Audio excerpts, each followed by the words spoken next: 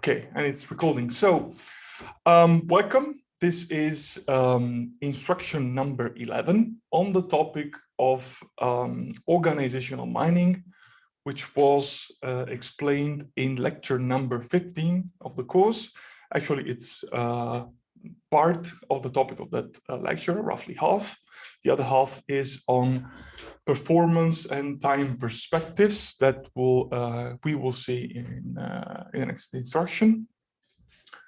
And this topic is on the section of the course on additional perspectives.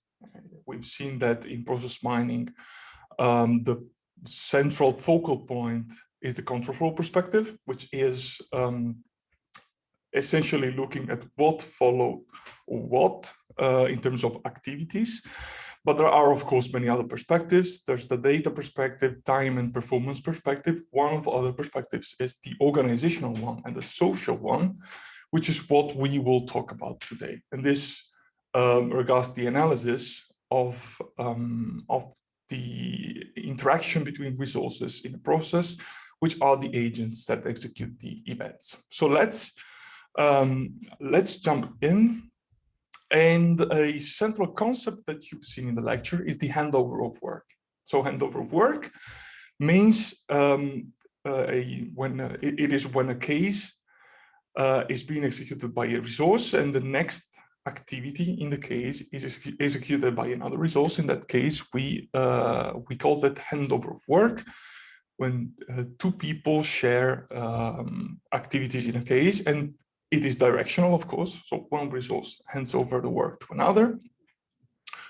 And it is a possible concept that is at the basis of computing similarities between resources. So we can define similarity between resources as two resources are more similar if they hand over a lot of work between one another. But this is one possible definition, one that you have seen in the lecture, and we will see some exercises on that. There are other things to consider. So in one case, there might be one or more transfers of work, so handover of works, between the same two resources. And depending on the end goal of our analysis, we might want to consider the frequency, so to consider multiple transfer and count them all, or just consider the first one if we don't want to consider the frequency. We will see what real handover is, as opposed to simple handover. We start with a simple handover, and we'll see also the concept of distance within a case to measure the relationship. So when we don't specify anything, we will consider the frequency. So multiple transfers in one case will be counted, and the distance is equal to 1. So we are going to look at the distance of 1 in a single case. Okay, so let's start with exercise 1. Exercise 1 asks you to create a handover of work social network from this small event log that you see on the screen. And this creates a network where the edges are the resources and the connections are the strength of this handover of work relationship between these resources. So here is the solution. So this table represents the handover of work between resources, and it's a table with resources both in the X and in the Y dimension, right? So if we look, for example, at this quantification of the handover of work here, it's between Alex and Edu. And to compute that, we look in the log of how many times we can find a handover of work between Alex and Edu, and we compute the average with the mean among all the cases in the log. So if I go and count, I can say this is one from Alex to Edu. Then what do we have? We have another one here, and then we have another one here. So the first, third, and fifth case meaning that we need to average this out among the number of cases. This is 3 divided by 5 equals 0.6. Easy. So this gives us this table. And then from this table, we can, of course, visualize it as a network that you see on screen. Now, in this network, we did not visualize all the arcs with weight 0 because they are not so interesting. This network visualizes all the directed arcs that have weight higher than 0. As you can see, the arcs do have a direction because handover of work has a direction. As this is a very immediate, very simple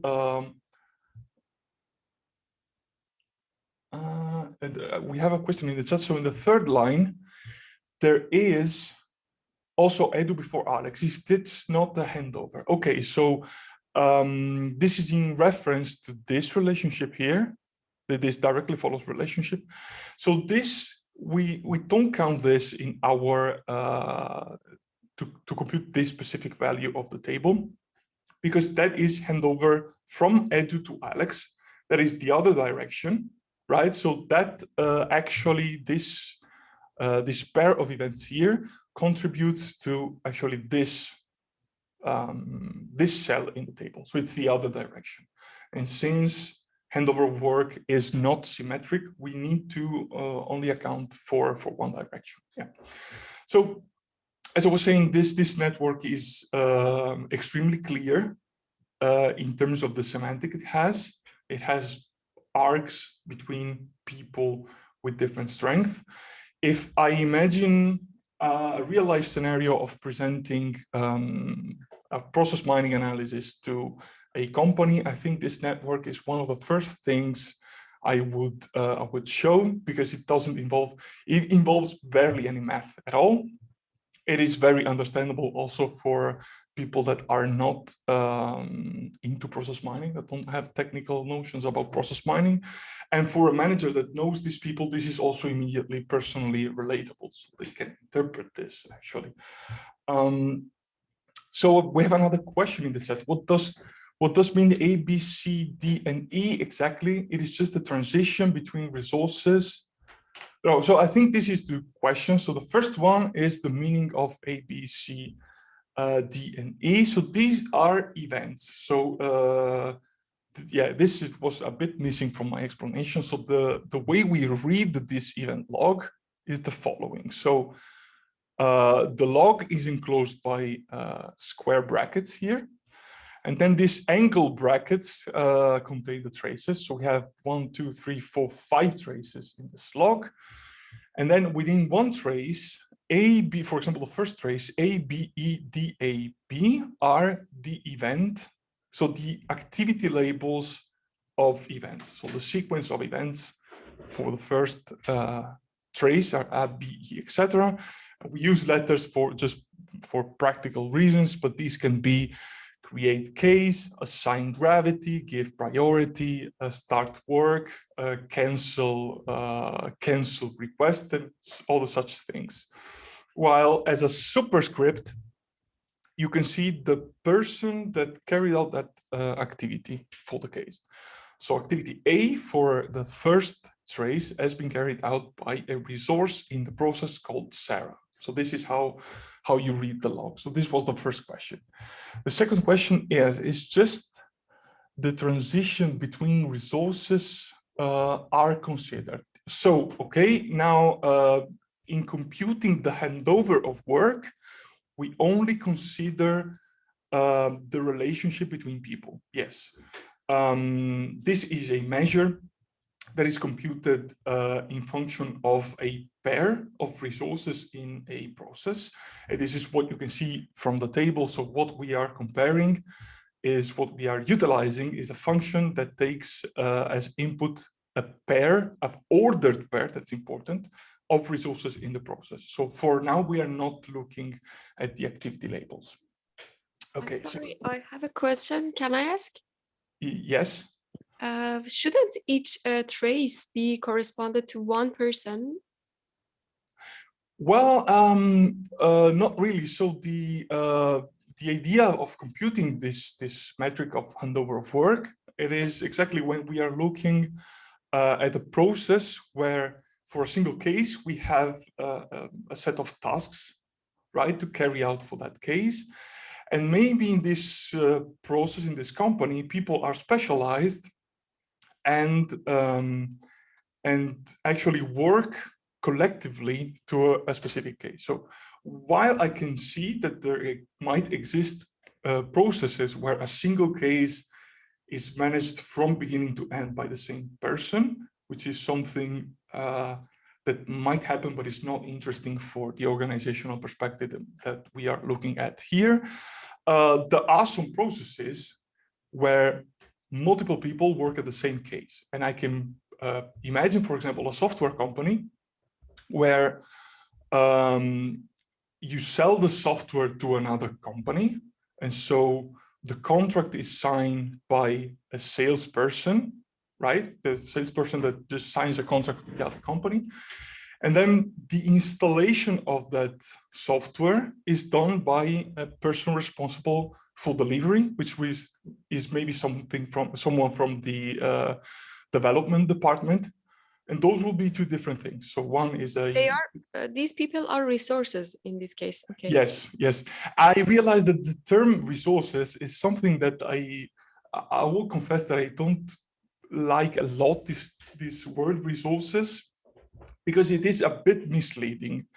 I usually prefer the term agents, but now in process mining literature, there is a very wide use of the term resource to refer to the persons that actually operate in the process and that carry out events and tasks. Thank you. Welcome. So yeah, let's carry on. So let's go to exercise 2. So exercise 2 asks you to create a handover of work matrix as seen before, and also a network. This time, to create the network, we will consider a specific relation threshold, and we will consider only relations with the strength of at least 0.4. And here we will also ignore multiple transfers. So let's see how this is done. So I have circled here an example that we're going to see. So let's consider the handover of work between U4 and themselves. So U1 through U4 now are resources, are people in this case. And of course, I can also look at the handover of work of someone to themselves, right? It is the case where someone works at a task and then also works at the following tasks in the same case. And now if we compute this cell U4 to U4 in this table for this log, we have to consider this 3 handover work. So 2 are in trace number 3, from A to B and D to E. And then there is one on the last trace. But then we have said that here we will not consider multiple handover of work between the same resources in the same case. And this means that when we count the actual handover for trace number 3, we will only count this as one occurrence of handover of work, because we only count the first one in the trace. So we have how many handovers between U4 and themselves? We have 1 in trace 3 and 1 in trace 5. That makes 2. We need to average out on the total of traces in the log, which is 5. And of course, this is 0.4, which is what we have in the table, right? So this is let's say, a different decision that a process analyst needs to consciously make. Do multiple transfers of work in the same case actually count, or am I only interested in the first one? Sometimes I'm interested in the first one. I'm thinking of 2 devs that work at the same piece of software. And if you look at commits in a Git repository as events, it might be that a specific file is modified by 2 people, and there are maybe 10 edits from one person, 10 edits from another person, all interleaving. Does that mean that those two people have worked together with a strength equal to 10? Of course not. So you only consider the first one to avoid that these multiple counts per case in situations where you have very long traces, for example, just skew your counts and give you wrong measures of how two persons in a process work together. So this is also the motivation behind it. Okay, let's jump. Okay, second step of exercise 2, which asks you to build a network. So here it mentions a threshold of 0.4 for your handover of work relationship. And so what happens is that this is the table that results in from computing this relationship between head repair of resources in the log. And as you can see, there is only one case where the strength of the relationship is higher than 0, but lower than the threshold. And it is the handover of work from U4 to U1. And as you can see, it is not depicted in the net. We leave that arc out because it doesn't make the threshold that we decided for this for building this network. All the other arcs are there, as you can see. Yeah, so also easy. Are there any other question on this? I'm sorry, in the first part of the question, why didn't you This count one? 3 divided by 5? So it is not 3 because this trace, this one, has, so there are multiple occurrences in one trace, and we count only the first one. So we don't count this one. Okay, if you had 3, we just counted 1, 2. Yes, exactly. So this trace, no matter how many of these handover of works are in the same case, this is always equal to a count of 1. Okay, thank you. Yeah. Okay, so let's jump into exercise 3. So this adds an additional layer of, let's say, complexity to these exercises, because we are also looking at the distance here. So the task is always to create a handover of work matrix and the network, with this time with threshold 0.8. This time we consider multiple transfers, so we count multiple relationships when they happen in the same trace, but we need to look at the distance of 3. So distance of 3, as you can see here, means that I am counting the handover of work from here to here. So this here would be distance 1, right? This here would be distance 2, and this up here's distance equals to 3, and all else remains the same, right? So if we do that, let's, as we can see, this in this case, the log does not have very strong relationship, also because the cases are shorter. But this relationship here is, of course, interesting because it's very, the value is very high. So let's see how this is computed. So this is the relationship, the handover of work from U2 to U4. So how many do we have? We have 1 here, U2 to U4, right? Then we have another one here.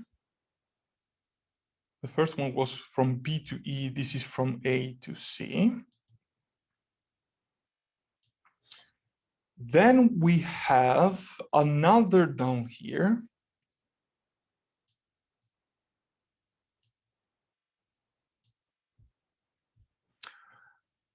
And then we have one here.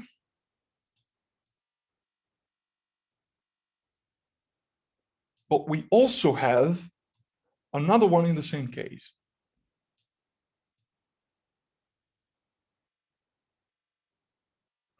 But remember, this time we said that we count the frequency of handover relationships, even if they are in the same case. So this is 1, 2, 3, 4, and 5. 5 relationships weighted on the number of cases, which are always 5, equals to 1. and this is what goes in the cell. And if we extract now a network with threshold 0.8 from this table, this is the network we get. So the only significant handover of work in this log for this threshold, for this distance, is from U2 to U4, right? Also very easy. Other questions on this?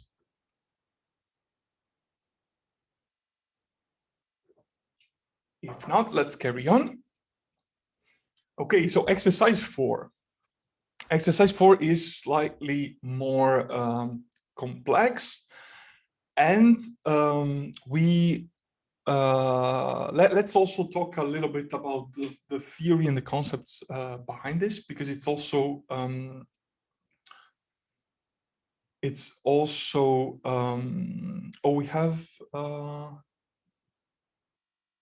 we have a question actually. So the question is on the last trace, the previous why is the counter last trace 2 and not 3? Okay, so I actually see only 2 of these relationships between this, because it's distance not so it's not distance up to 3, but it's distance exactly 3. Yeah, that's also something important to highlight. It is distance exactly 3, so this relationship here does not count, right? Then there is another question. If there is no special mention, then the multiple relationship in the same case is discarded. Actually, no. So usually it will be, so in every instance, exercises, exams, etc., it will always be specified. But if there are no indication, it is better to indeed count the frequencies within a single case. So it is the same settings that we have here, that for the last trace, we count 2 relationships and not 1, right? So while if the exercises explicitly say that multiple occurrences don't count, you just count just 1, right? So this said, okay, I don't see any other question in the chat. Okay, then we move on to exercise 4, and here I would also, let's refer a little bit more to the lecture. So this is on the topic of real handover of work, right? And then my question now to you is why we now jump into the concept of real handover of work.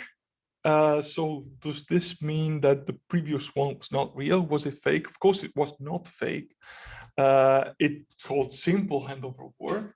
But why is this considered real, and why is this? Is there this difference? Does anyone know or remember from the lecture?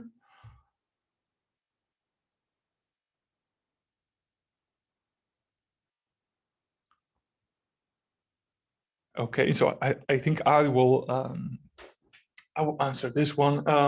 So this distinction is made for a reason which is also a bit on this slide, and it is because of the causality relationship. So 2 events that are one after the other in a trace might be in a causal relationship between them, and the common assumption, if you open a log and look at log, the instinctive assumption that every human makes is that if I have A and then it is followed by B, and that is a list of tasks related to a single process case, the intuition is that B is somehow derived from A. So A is executed and then enables in some way the execution of B. So this is the intuitive reasoning.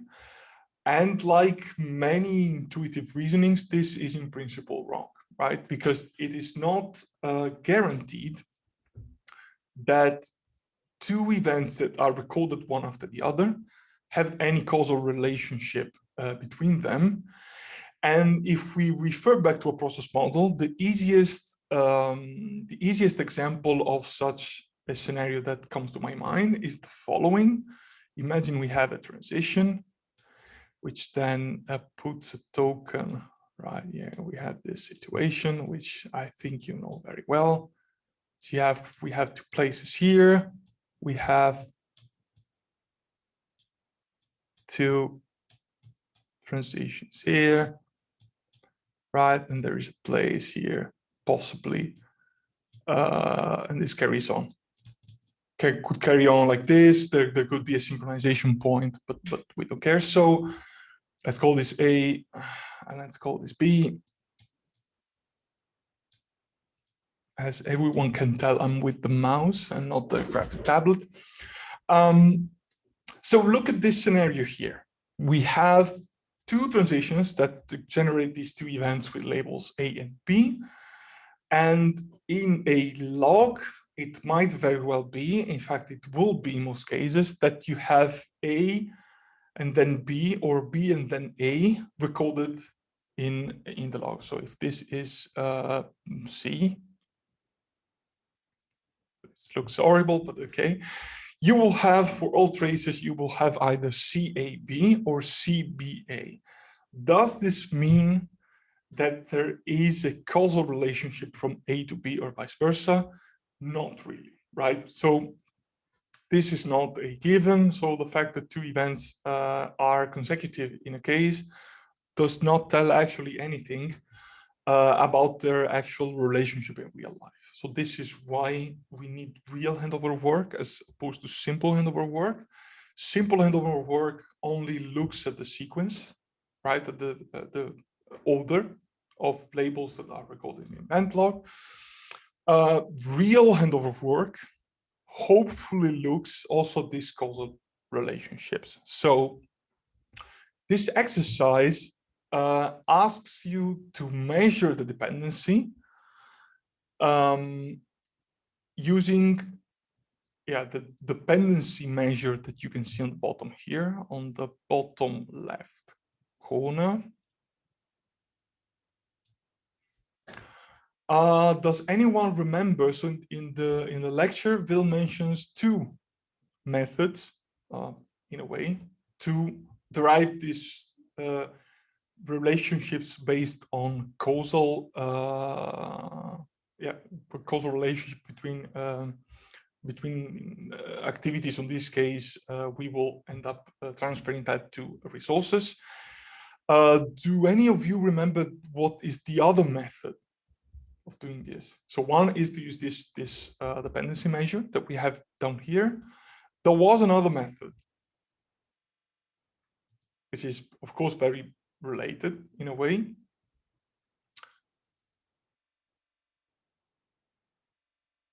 Okay. So I think I'll take the question myself. So this is the heuristic. Okay. So someone writes that this is the heuristic minor. So that is correct.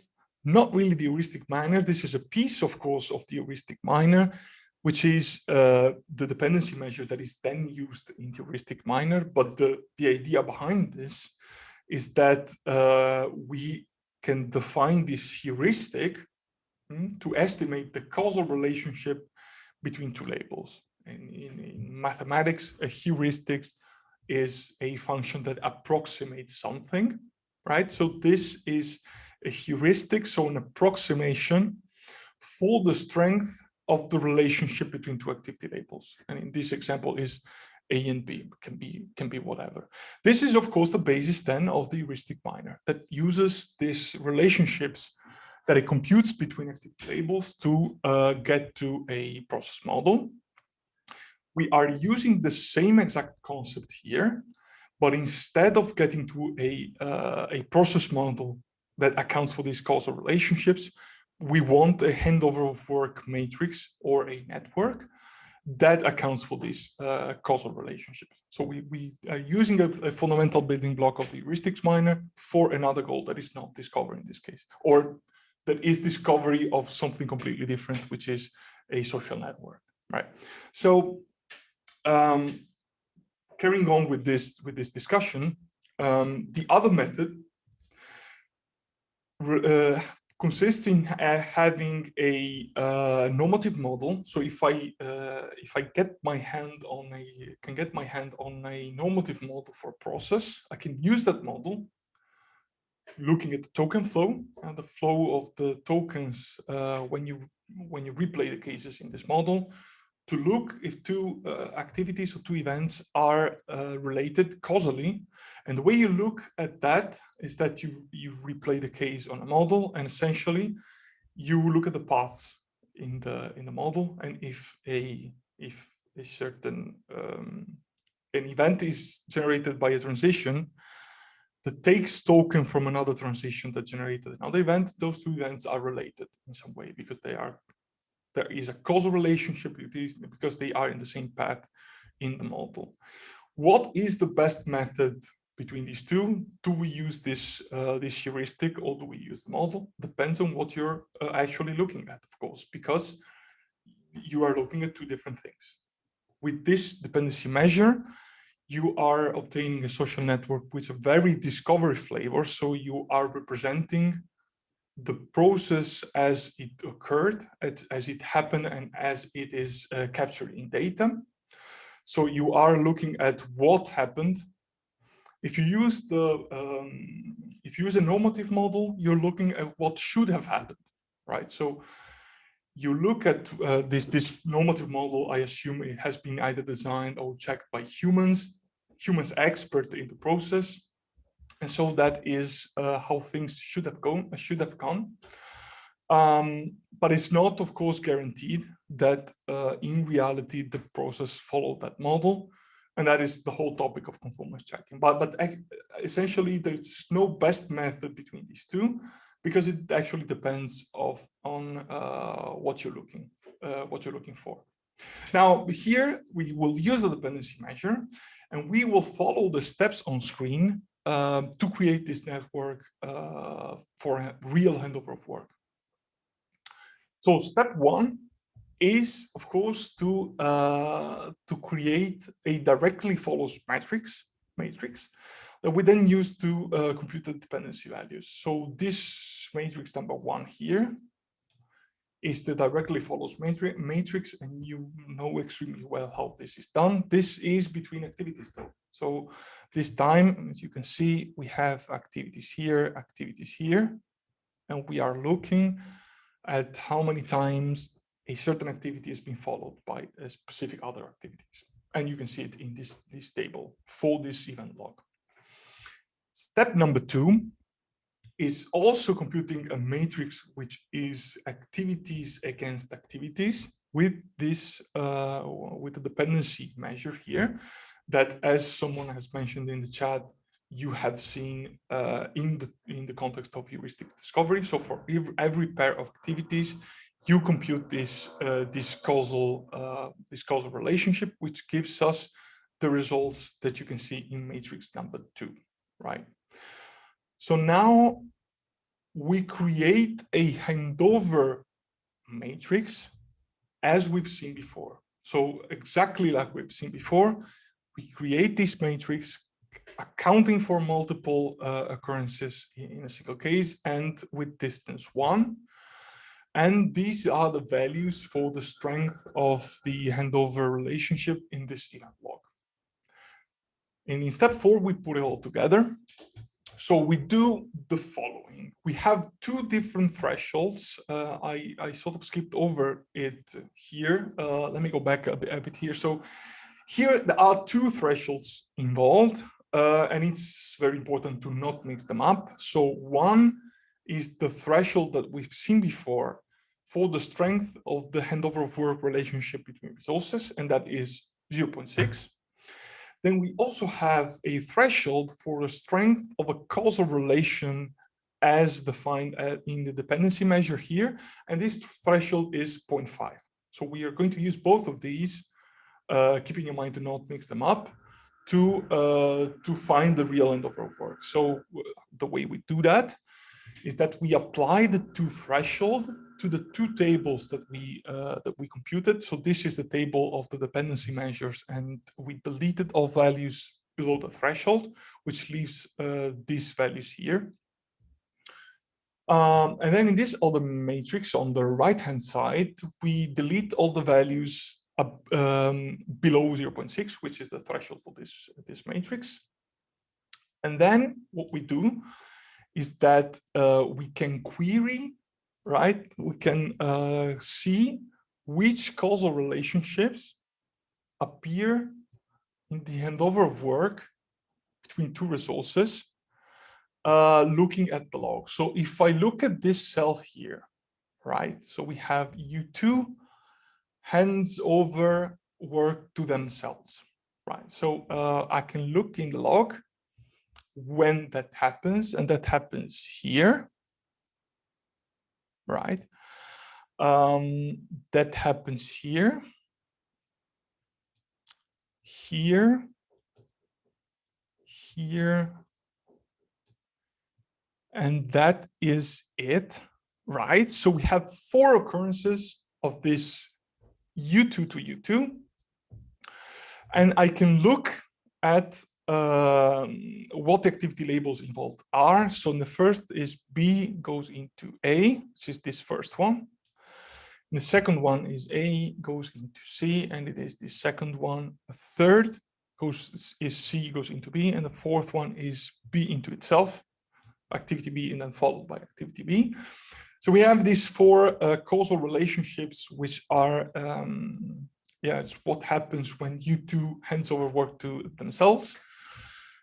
And then among these 4 relationships, we look at, if any of these is supported on this table with a value that is beyond the threshold, right? So here, out of 4, 2 of these, A goes into C, which is here, and B goes into B, which is here, are indeed supported on the table.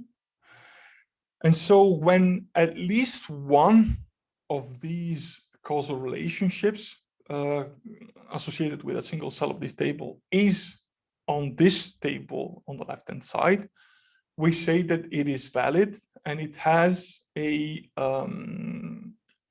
causal relationship, right? And as a consequence, we now draw the network using all the handover of work that passes the threshold, and it is supported by a causal relationship, at least one, that passes the threshold for causal relationships. And so this means that we need to draw 4 arcs in this network, which are U2 handing over work to themselves, U2 handing over work to U3, U3 to U4, and U4 to themselves. And now the result is that we have a network with the real handover of work. So how resources passes work to themselves as supported by causality, computed by the dependency measure, the same of the heuristics binder. So this is what is reflected on the event log. Is this all clear? Are there any questions on this exercise?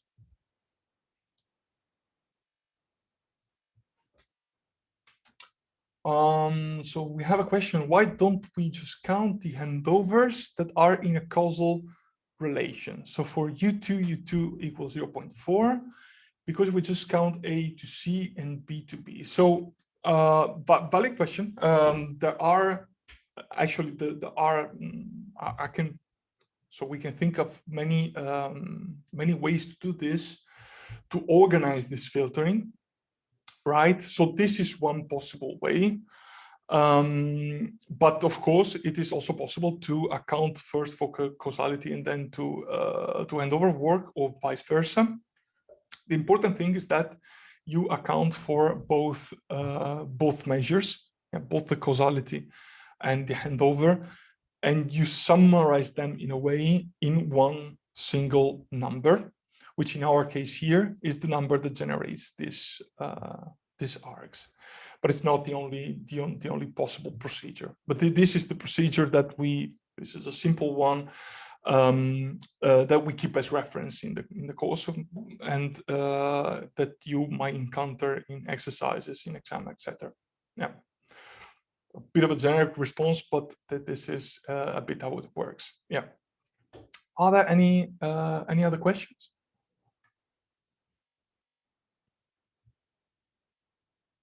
No? Okay, so let's proceed with exercise number 5. So exercise number 5 I'm going to go a little bit fast because this is just a practice exercise, which is actually as a type of exercise is the same as the one before. So the procedure is exactly the same. Here it asks to compute the real handover of work based on the dependency measure using threshold 0.8 for the handover of work, 0.5 for the causal relation, and everything else is the same as before. So this, let's just go through this. You first compute table 1, which is the directly follows matrix between activity and activity. Then you turn that into a dependency table with the dependency values between pair of activities using the formula. And then you create the handover of work matrix with the simple handover as we saw before. So the average handover between resources among the cases, so the average through the cases. And then use the same procedure. So here, by your comment on the result, so the threshold 0.8 for the handover is a bit severe. And that results, of course, with just 2 cells making it past the threshold. These cells are supported by causalities as per the other table on the left-hand side, the dependency table.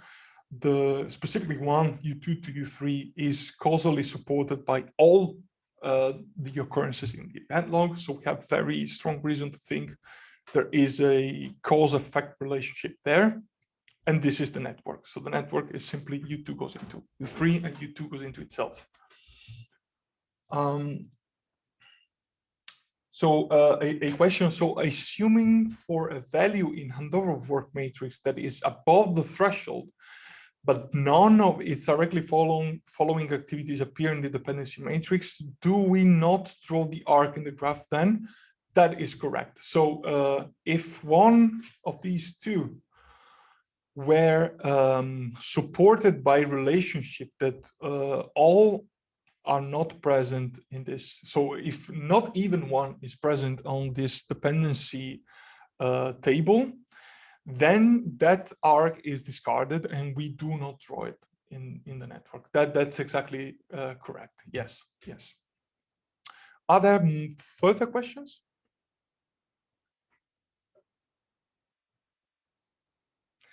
Okay, so if not, let's carry on. So, okay, exercise 6 asks you to do something a bit different. This time, we create a resource activity matrix for the following event log, and the log, you can see it on the screen now. So, what is this? In the lecture, you have seen that, so Will first introduces a generic concept of actually multiple generic concepts of similarity in a network. There is the closeness one, there is the betweenness one, and also in the context of process mining, we can think of different ways in which two resources can be similar, right? So handover of work is the first that we have seen, and that is the assumption, the conscious assumptions that you need to make before analyzing a log, that we consider two resources to be similar if one passes work to another in the same case. And that is the idea behind handover of work. But it's not the only one. And in fact, now we will look at a different one. The resource activity matrix or resource activity relationships that now we will compute will consider two resources to be similar if they execute similar activities. This is also very intuitive, right? So people that do the same work, that do the same tasks in an organization, we consider them similar. And we want to see how resources cluster based on this principle. So let's look how this is done. So here we have a log with some activities and some resources.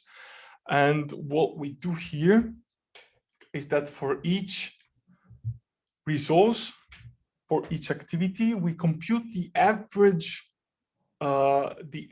amount of times that resource completes that tasks for per case, right? So if I look at John and activity A, let's look at this one. How many times does John performs A? So there is one here. There is another one here. And that is it, right? I don't see any others. Okay, so that is 2, that makes 2, right? And we average this out on the number of cases. So here we have 5 traces as before. 2 over 5 equals 0.4. Also very easy, right? So this is how the resource activity matrix is computed, possibly even easier than before. So this matrix gives us, let's say, information on the relationship between resources and activities. And then the following step is, of course, going from this to relationships between resources. But before we do that, which is the next step in the exercise, out of complete intuition, just looking at the table, are you able to give some statements on how these resources on the left-hand side on the rows can be grouped, or at least which resources would probably end up in the same group, so having a high similarity? Do you have any idea here?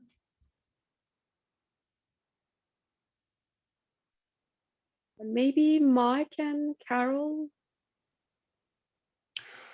Mike and Carol are similar. Is that the meaning? I assume that the meaning now is that Mike and Carol would be similar, and I do agree with that, yes. And in fact, Mike and Carol, if you look at their vector, right, against the activities, it is exactly the same. It's exactly every number is the same. So the expectation, of course, is that Mike and Carol, in this computation that we're going to see that measures distance between resources, the expectation is that Mike and Carol will be pretty close. So we'll have a high similarity. Someone in the chat says that John and Sue also are expected to have a high similarity. And I agree also, right? John and Sue are very similar, have very similar characterizing vectors against activities, and that is what we expect. And there are other statements that can be made. One statement, for example, is that Pete will be more similar to Claire than the other people in the process. And also possibly another statement is that the John and Sue cluster is closer to the Mike and Carol cluster than clusters with Pete and Claire. So this is very at the level of intuition and not supported by number. But now let's crunch out the number and see what happens. So the idea on how to go from this table to a measure between resources is very simple, and it is, let's say, the formal equivalent of what we have been doing in the past 2 minutes in an intuitive way. So we create this exercise asks you to compute the similarity between resources using the Pearson correlation measure over the resource activity matrix, right? So the starting point for this exercise, this sounds complicated, but we'll now see how this works. So the starting point for this exercise 7 is the output of exercise 6, which is this table you can see here that we just explained. And then we are going to consider every resources as characterized by a vector of numbers between 0 and 1, which are these vectors here, right, that measure their relationship with every activity in the process, right? And then once we have general law of data science is that once you have stuff represented in a sensible way, of course, with fixed length vectors, you can do whatever you want. And we can do whatever you want here. And what we are going to do actually is to compute the similarity between vectors using one possible vector distance available, and we use the Pearson correlation, right? We can use, but as Phil mentions in the lecture, there are a zillion available measure distances, measures of distance between vectors. We are going to use this specific one, right? So in this formula, which we're not going to crunch numbers here for obvious reasons, but you have seen it. It is very common in data science, every branch in data science, and here you can find the distance between vectors, where x and y here are the vectors, and it might be that, I don't know, so this is step one, creating the matrix. This is clear. And here, yeah, this resource versus resource matrix is the Pearson measure, which is here it is indicated with R between, yeah, it was X and Y, between resources. And these X and Y are the vectors that you see on the left-hand side. So if I look at Mike versus John here, so this number here, that is the measure of similarity, Mike to John. So Mike is characterized by this vector here, which is our X in the formula. John is characterized by this vector Y. Now, crunching out the numbers here is not practical, also because this formula here needs to be computed for each cell of this matrix on the right hand side. So it is a bit non-practical, but it's easy to do, for example, with Excel. And then we can see that, okay, so there is, sorry, didn't mention that here we're going to apply a threshold as well. As before, we just delete all the values in table that don't make the threshold, and this is 0.1. And if we do that, we end up with this table. So this is the table showing the strength of the relationship between resources in the process, not based on handover this time, not simple or real, but based on similarity on activities, sorry. And so if we now draw the network and we look at the specific role, we can draw arcs that have a weight here. It's not specified output number, but arcs have weights, and this gives you also clusters for the roles. And here we can see that with this specific threshold, it can change in based on the threshold. We have two roles.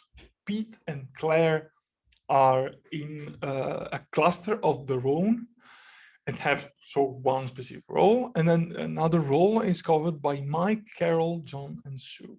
And if we go back and look to this table here, the resource activity matrix table, we can see that that's reasonable, right? Pete and Claire in the same cluster, all the other ones in another cluster. Of course, the result can be different for a different threshold, and you can very well see that in this table.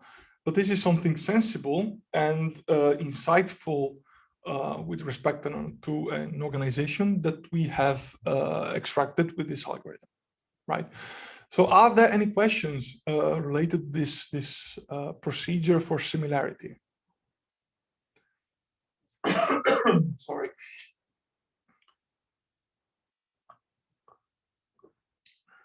It's cold. Okay, so no questions. So let's move on then. And we will move on to the part where I show stuff on ProM. So ProM plugin demo on organizational mining and social network on an event log, which is also on the Moodle socialnetwork.xes access, and that you can download and try out yourself with ProM. So if we switch to ProM, do you see my ProM screen? I hope you see it. Is it visible? No. What do I? So let me. I will stop the sharing and I will share again, but I will share ProM this time. Right. So now you should see the screen. Is there a way for me to see the chat? Yes. Good. Good. Okay. Okay. Let's go on from here. So I can import my XCS file with any imported, doesn't matter. Right, and then you get here. So here we start from an event log, and we see a little bit how to build these networks. And we're going to do this with plugins that I can search with social. Right, so here you see a selection of plugins. Specifically, these are all by Min Seok Song, and now Professor Min Seok Song. And I apologize to every Korean person in the online for the pronunciation, but yeah. So let's, for example, take a look at this handover of work plugin, which gives a social network based asset on handover of work. We can start this, and as you can see, it gives the option that some of the options we've seen in the exercises. So you can check or uncheck this if you want to consider or not multiple transfers within one case, one instance or one trace, or if you want to consider other distances than the direct succession, but we're going to keep it vanilla here and consider the frequency. So we consider multiple transfer within one instance, and we consider indeed only the direct succession. And if we click on continue, it starts grinding the event log. Takes a little bit. And we hopefully get a network. So we have gotten a network here, very busy one. So the thing to consider here is that so the vertices are colored, and the vertices are colored based on the relationship. So here, the connection are based on an handover of work measure, and are colored based, let's say, on the cluster where they fall. You can see that there are isolated resources here on this arc here above the network. And these guys here do not pass work to other resources, but just work by themselves, right? What you can do here, so there is this mode, so transforming just moves the network. And you can select picking, and with picking you can move the arcs, right? So you can isolate specific arcs of interest. You can make it pretty, right? Then the important setting that we need to take a look at is this edge, remove this slider here. And this slider is essentially the threshold. So in these visualizations, unfortunately, arcs do not really disappear, because if I tune this up, you have that the color of the arcs change and become gray. But it is well visible from the color of the vertices rather. So if I bump up the threshold here, you can see that the color change, and we have different clusters in a way, and the same color is applied to the resources that hand over work frequently. And of course, if I bump it all the way up, I see a whole variety of colors, right? Then here you have different view options where you can change the shape. So this shape is, yeah, it has more vertices depending on the handover of work. You can stretch out the vertices based on the connections. There are, this is sort of the same thing what in the vertical dimension. And there are, yes, different options for visualizations. If Euclidean geometry is not your thing, you can, oopsie daisy, I need to pick this. You can put it on a hyperbolic view, which gives you sort of a slightly more 3D view of the situation here, and also allows you to look more clearly to what is going on. Here there are a lot of connections, so it's not immediate, but this this parabolic, hyperbolic view is can be useful, right? And this is the plugin for handover of work. So now if we go back here and we then select the log again and now write social here again, we can find a similar task social network, which is the second thing we saw, and is a plugin that gives you a network based on activity similarity, similarity on activity vector, based on the dependency measure. So if we go here, we can pick the measure of distance.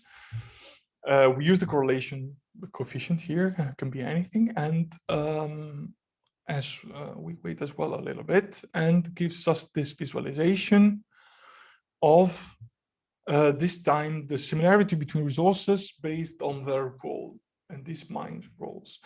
So as you can see, with the default setting here, which is very, very low threshold, there is this node which is isolated.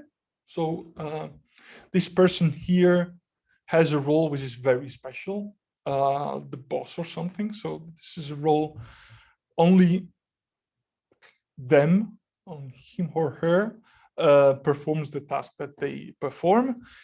We have this cluster of two people down here that perform a similar role which no one else performs. And then we have this structure here, and for the threshold, the algorithm considers all the other people to be in the same cluster. Of course, if we bump up the threshold, the situation changes. For example, this now cluster in light brown is identified as a new independent role in the log in this organization. If I bump up the threshold even more, I can see that things happen to the arcs a little bit more. Right, so it has identified another role here. And of course, if I bump it up to the max, all colors appear because no one, everyone is special here and no one has the same role as anyone else. And as before, you have all the same options here. Right, so are there any questions on, let's say, on the ProM plugin, but in reality, are there any questions on the instructions in general, on the topic, on the network, how they are obtained, etc.? Does anyone has questions?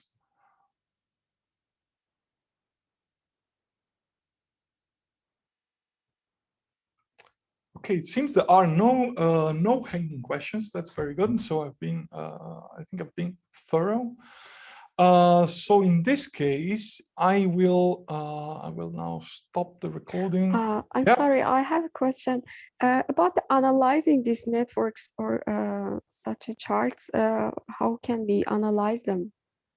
Right. So there are different possibilities. So ProM, as you know, is an academic, a little bit of a, say, teaching tool, also to play around with process mining techniques, and has been used by researchers to popularize the techniques and put them at disposal to anyone. But of course, ProM is not, there are situations where ProM is not the tool you want to use.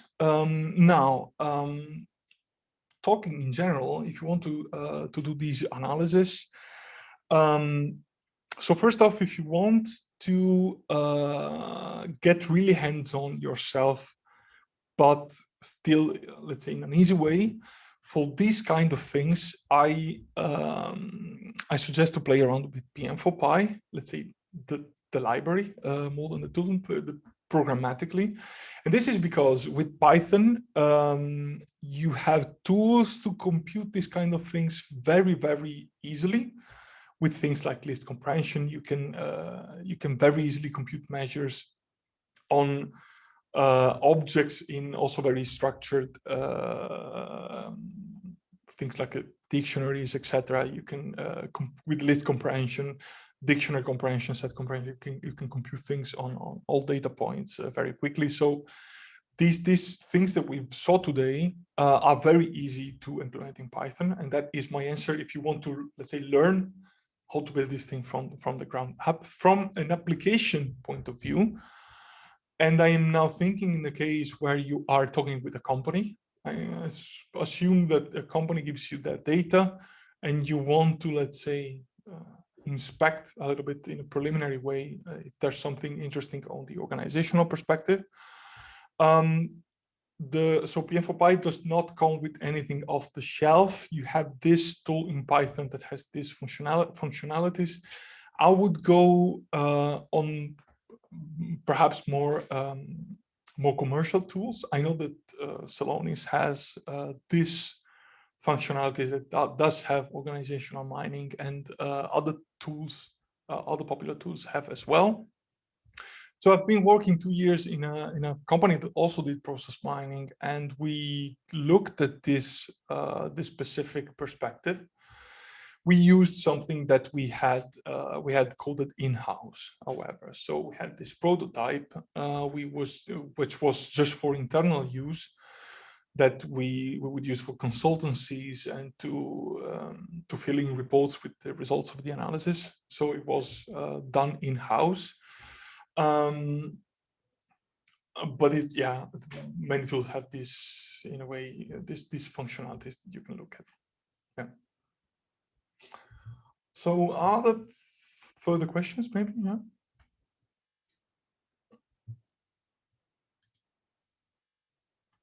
Okay, so I think at this point that I can, so first operation is to stop the recording here.